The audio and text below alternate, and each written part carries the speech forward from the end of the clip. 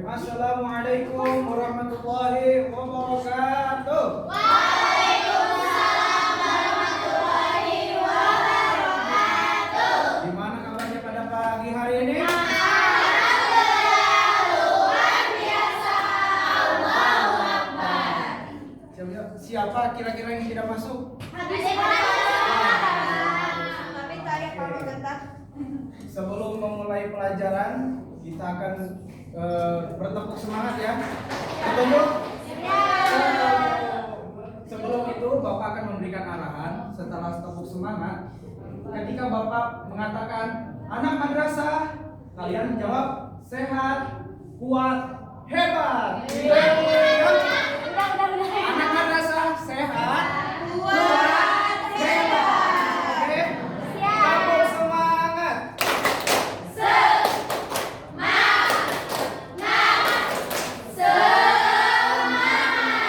Anak madrasah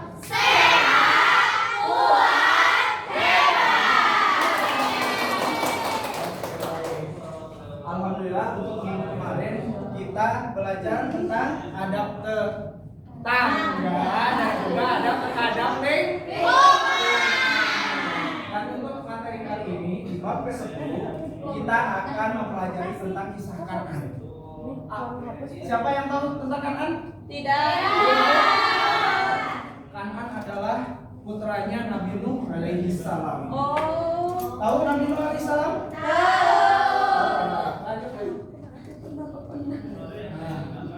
Kita mempelajari kisah Kan'an ini supaya kita bisa meneladani hal-hal apa saja yang bisa kita dapat itu dari perbuatan baiknya Nabi Nuh, tentang bersabarnya Nabi Nuh, dan kita juga harus menjauhi tentang perilaku madmumah. Ada yang tahu perilaku madmumah itu apa? Yang jelek. Bagus. Nah, terus yang kedua tujuan pembelajaran kita adalah pengamalan langsung ya. Jadi harus setelah Bapak menyampaikan materi, kalian harus mengamalkan langsung di rumah, di lingkungan sekitar ya, maupun di sekolah. Lanjut. Oke, kita lihat video terlebih dahulu ya. Wah, gondrong.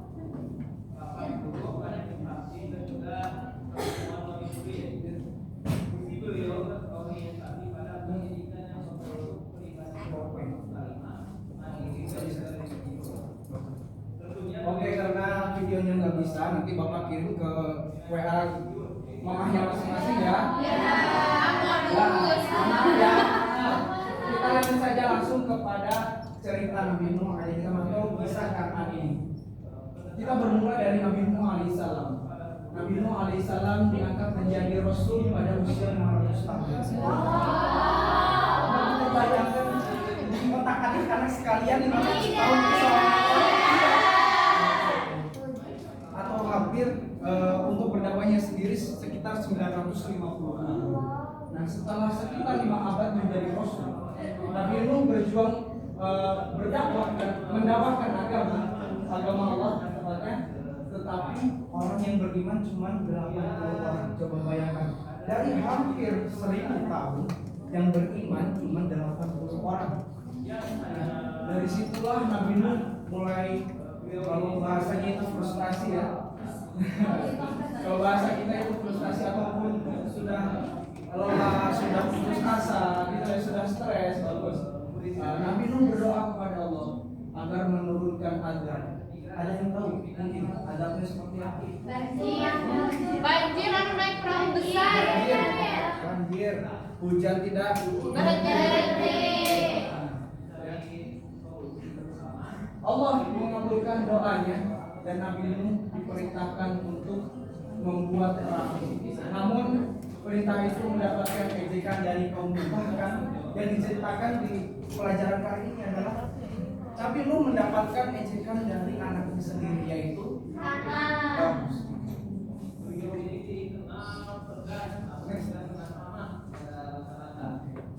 Dari pelajaran yang kita dapat dari kisah Kan'an, mungkin bisa dilihat ya, contoh dan bentuk durhaka kepada orang Kelihatan nggak? Coba bacakan.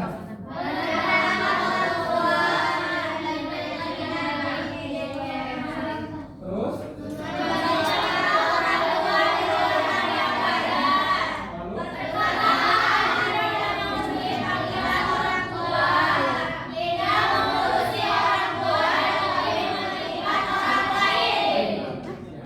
Berarti kita tidak boleh untuk durhaka kepada orang tua. Misalkan kita mempunyai keinginan, biasanya kalian tuh ingin apa? Coba.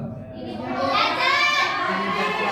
Kalau kita ingin uang, biasanya kenapa? Ngajak pantau ke bapak. Aduh, jangan ya, jangan. Abi masuk dikasih Perbuatan dosa ataupun durhaka kepada orang tua. Ada lagi coba dari sebelah sini. Selain untuk meminta jajan, keinginan apa? Minta HP. Kelas berapa? Kelas 3 ya? Kelas 3 jangan dulu untuk berfokus terhadap HP. Boleh Mas, boleh. Asalkan kalau Mana suka jajan tak? mungkin hikmah dari kisah kanan apa yang bisa diambil? Jangan lupa.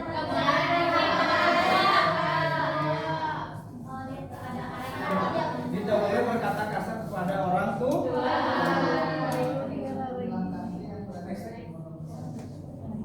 Nah, kenapa sih kita tidak boleh untuk durhaka kepada orang tua?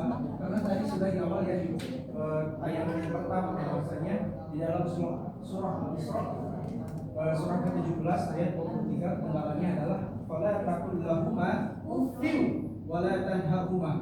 Fala taqul lahuma, janganlah berkata kepada kedua orang tua kalian ya uffin ya uffin. Kalau dari bahasa Indonesianya atau menyebut kata ah ya. Hei, kamu kesini. Ah, nanti dulu mah. Tidak boleh.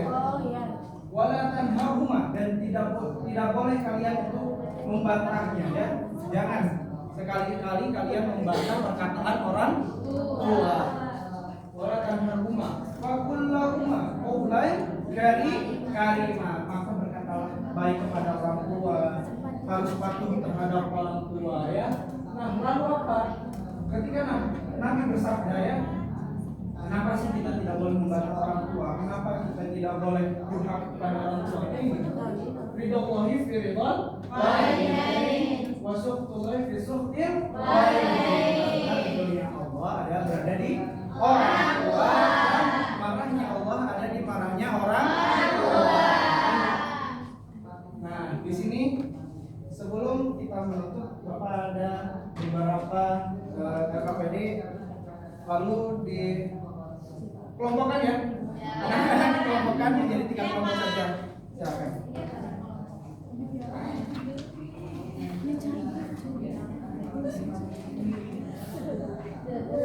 Oke, ada yang sudah selesai? Nah, untuk yang di lembar yang kedua itu untuk PR saja ya. Karena waktu tidak mencukupkan dan Bapak akan ada rapat dengan Pak Bahru. Saya sibuk Pak Bahru. Kesimpulan kali ini adalah Bapak mau kesimpulan berapa Pak? kesombongan dan penolakan terhadap One is the loneliest number that you